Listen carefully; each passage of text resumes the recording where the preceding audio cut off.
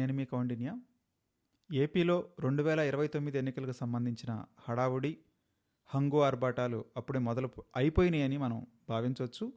ఎందుకు ఈ రకంగా చెప్పాల్సి వస్తుందంటే, రీసెంట్గా పైనీర్ అనేటువంటి ఒక సంస్థ చేసినటువంటి రిపోర్ట్ ఇప్పుడు మీడియా సర్కిల్స్లో విపరీతంగా వైరల్ అవుతుంది. వాటిని కూటమికి సంబంధించినటువంటి అనుకూల ఛానల్స్, పత్రికలు కూడా విపరీతంగా జనం ముందు షోకేస్ చేసేటువంటి ప్రయత్నం అయితే జరుగుతుంది. అంటే ఇందులో ఇచ్చినటువంటి ప్రొజెక్షన్స్, వాల్యూస్ అన్నీ కూడా యాక్యురేట్గా మనం చెప్పలేం.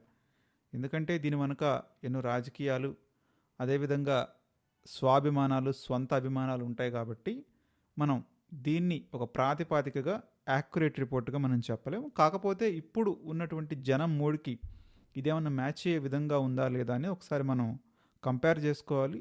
ఎవరికైనా కొంచెం అనుకూలంగా లేకపోతుంటే ఎందుకు అనుకూలంగా లేదు, ఆయా నియోజకవర్గాల్లో కొంత వాళ్ళ పనితీరును కనబరుచుకుంటే బాగుంటుందని చెప్పుకోవచ్చు. నేను రిపోర్ట్ మీ ముందు పెట్టే ముందు 2 మాటలు మాట్లాడదాం అనుకుంటున్నాను.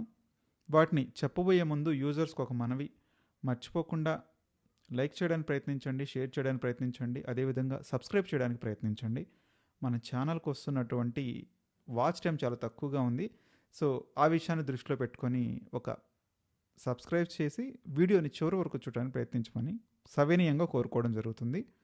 ముఖ్యంగా రిపోర్ట్ విషయానికి వస్తే, రిపోర్ట్లోకి వెళ్ళబోయే ముందు ఒక మాట గమనించాల్సిన అవసరం అయితే ఉంది. పాయింట్ నెంబర్ 1, ఇది ఒక అథెంటికేటెడ్గా రిలీజ్ చేసిన రిపోర్ట్ మాత్రమే కాదు. ప్రజలను దృష్టిలో పెట్టుకొని 25 లోక్సభ నియోజకవర్గాల వారీగా ప్రజల ముందు తీసుకొచ్చినటువంటి ప్రజల మూడ్ అనేది ఎలా ఉందో కూడా మనం ఒకసారి అర్థం చేసుకోవాల్సినటువంటి అవసరం అయితే ఉంది. ప్రజల మూడు మనం తెలుసుకోవడానికి ముందుగా ఒక 2 నిమిషాలు మాట్లాడుకోవాల్సినటువంటి అవసరం అయితే ఉంది. ఒకటి, 2024 ఎన్నికలప్పుడు వైసీపీ ఘోరంగా ఓడిపోవడం. 2, టీడీపీ పార్టీ విపరీతమైన మెజారిటీతో గెలవడం. అంటే కూటమితో వచ్చిందనుకోండి, అది వేరే విషయం. కూటమిలో అతిపెద్ద షేర్ ఉన్న పార్టీగా టీడీపీ ఉంది కాబట్టి మనం టీడీపీతోనే కంపేర్ చేయాల్సి ఉంటుంది వైసీపీని. అవి 2 గట్టి పార్టీలు.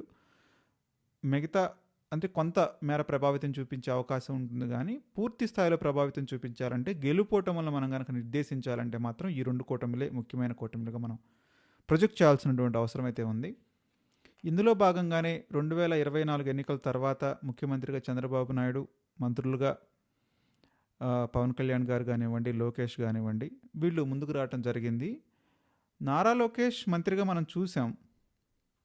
అంటే ఈ టర్మ్లో కొంచెం మంచి శాఖలు పడ్డాయానికి. ఒక పక్క విద్యాశాఖ, తల్లికి వందనం, రెండోది వచ్చేసరికి ఐటీ మినిస్టర్ శాఖ కూడా ఇచ్చారు కాబట్టి, సో ఈ 2 శాఖలకు కూడా లోకేష్ ప్రొజెక్ట్ చేసుకోవడానికి, తను భావి సీఎంని ఎస్టాబ్లిష్ చేసుకోవడానికి ఒక మంచి ఛానల్ అయితే దొరికింది. రెండో విషయంలో చూసుకుంటే కనుక పవన్ కళ్యాణ్ గారు ఇంతవరకు మనం ఎప్పుడు కూడా ఒక రాజ్యాంగబద్ధమైన పదవిలో చూడలేదు. ఫస్ట్ టైం ఒక ఎమ్మెల్యేగా గెలిచినా, అదేవిధంగా ఒక మంత్రి అయినా కూడా రాష్ట్రానికి ఇప్పుడు సేవలు అందిస్తున్నారు. జనం కూడా కొంత మిక్స్డ్ అయితే ఉంది ప్రస్తుతానికి. ఆల్ టుగెదర్ చెప్పుకోవాలంటే మిక్స్డ్ టాక్ అయితే ఉంది. మరొక పక్క సనాతన ధర్మం, ఇంకొక పక్క ఏదైతే బీజేపీకి నేషనల్ వైడ్గా ఫుల్ సపోర్ట్ ఇవ్వడం, హాట్ గోన్ ఒక బీజేపీ ఈయనైనట్టు కదా తను మారిపోవడం చూస్తున్నాం. సో ఇదంతా కూడా ప్రజల కళ్ళ ముందు ఉంది. వీటన్నిటిని కూడా కన్సిడర్ చేసి జనాలు ఒక తీర్పిచ్చేటువంటి అవకాశం ఉంది. ఇది 2029 ఎన్నికలకు సంబంధించినటువంటి అథెంటికేట్ రిపోర్ట్ కాదు.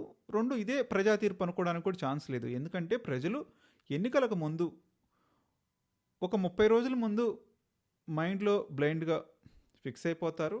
ఒక వారం ముందు ఇంకాస్త స్ట్రాంగ్గా ఒక నెరేటివ్, ఏదైతే పొలిటికల్ నెరేటివ్ క్రియేట్ అవుతుందో ఆ క్రియేటివ్ అయిన నెరేటివ్ని బట్టి వీళ్ళు ఒక స్టాండ్ పాయింట్ తీసుకోవడం జరుగుతుంది.